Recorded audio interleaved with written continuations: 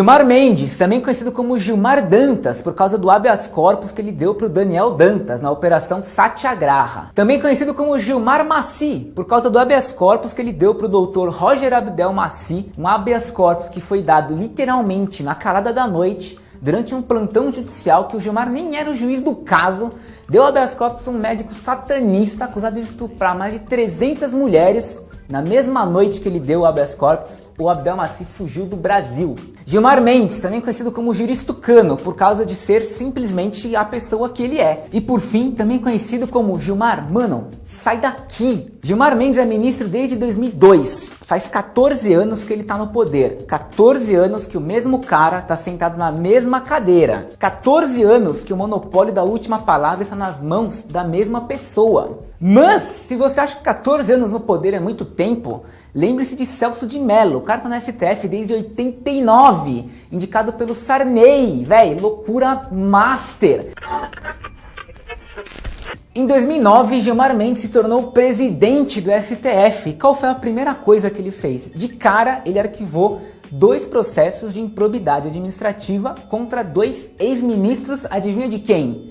Do Fernando Henrique Cardoso, o cara que colocou ele lá. Os ministros eram Pedro Malan e o queridíssimo José Serra. Daí, enquanto presidente do STF, o menino decolou, foi capa da época, considerado uma das 100 pessoas mais influentes do Brasil, seja lá o que isso signifique. Inclusive, foi enquanto presidente que ele teve aquela treta épica com o Joca, o Joaquim Barbosa. Ficou todo mundo de cara nessa treta, meu queixo veio parar aqui, fez tipo, pá! Mas antes de chegar nessa treta, preciso te explicar outras coisas que você precisa saber para você entender o contexto da briga. A família de Gilmar Mendes é poderosa, tipo VIP, são fazendeiros no Mato Grosso. Seu irmão já foi prefeito em uma cidade por lá. Contra a família Mendes aí rolam diversas acusações de práticas colonialistas. Inclusive, muitas de suas terras estão sob demarcações indígenas.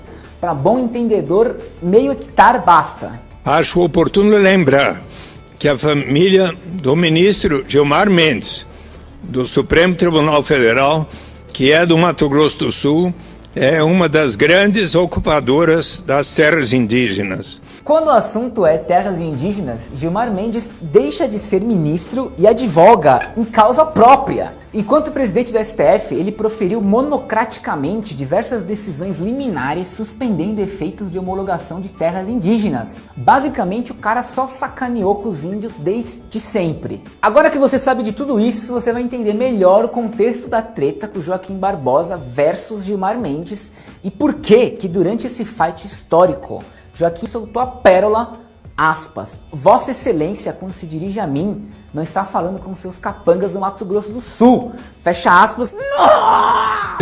Vossa Excelência me respeite. Vossa Excelência não tem questão alguma. Vossa Excelência está destruindo a justiça desse país e vem agora dar lição de moral em mim. Saia à rua, ministro Gilmar. Saia à rua. Vossa Excelência, quando se dirige a mim, Vossa Excelência não está falando com seus capangas do Mato Grosso, ministro Gilmar. Respeite.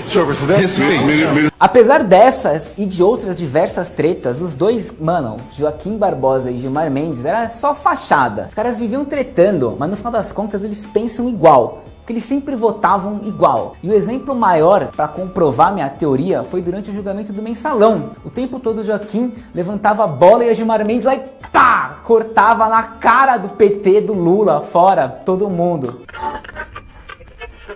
Gilmar Mendes, em 2015, foi contra a proibição das doações de pessoas jurídicas para campanhas eleitorais. Ele argumentou que são as doações privadas que favorecem a efetiva competição eleitoral no país. O que você tá falando, meu? Cara de outro planeta. Todo mundo sabe, desde a época de Cristo, que quem tem mais dinheiro faz a melhor propaganda e vence. E é isso. Durante o julgamento, ele não perdeu a oportunidade de dar suas indiretas no PT. Ele nunca perde essa oportunidade. Disse que o fim das doações de empresas asfixiaria os partidos que não se beneficiaram do esquema criminoso revelado pela Operação Lava Jato. O cara foi argumentar na estratosfera, meu. Também aproveitou para meter o pau até na OAB, porque foi a OAB que propôs essa ação. E ele disse que nesse caso a OAB estava advogando em nome do PT. Tudo sempre que ele tem a oportunidade, ele mete PT. Ele parece o carioca do Pânico. Você fala alguma coisa, o cara emenda e fala, é PT. Depois de chamar o AB de advogado do PT, o secretário-geral do AB pediu a palavra pra falar pra ele, véi, você tá louco? Você fala um negócio desse aqui na nossa cara, que é o AB advogado do PT, se liga, meu.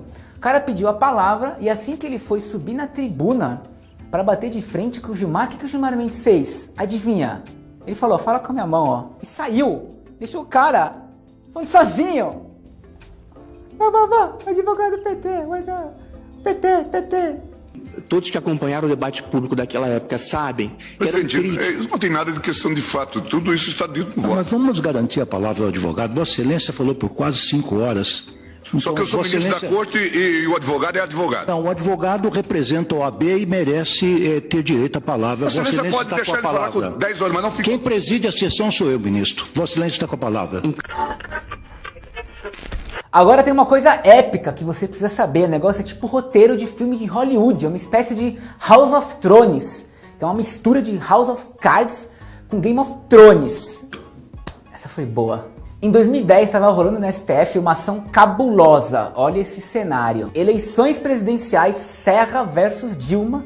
E o Senado tinha acabado de aprovar uma mini reforma eleitoral prevendo que os eleitores fossem obrigados a apresentar 2 documentos de identidade na hora de votar. O que claramente ferrava Dilma, já que na época ela tinha o dobro de intenções de voto entre os eleitores com menos escolaridade. Justamente a galera que teria mais chance de não ter 2 documentos na hora de votar, mano. Você entendeu o game dos caras? Então o PT recorreu disso, falando que, mano, eu não preciso de 2 documentos pra votar, você tá louco? Só tenho uma carteira de identidade, só preciso de um documento pra dirigir, só tenho uma carteira de reservista. Que diabos na hora de votar eu vou ter que levar 2 documentos? Vocês estão de brincadeira. Enquanto tava rolando esse julgamento, o Serra ligou pro Gilmar Mendes, que parou tudo.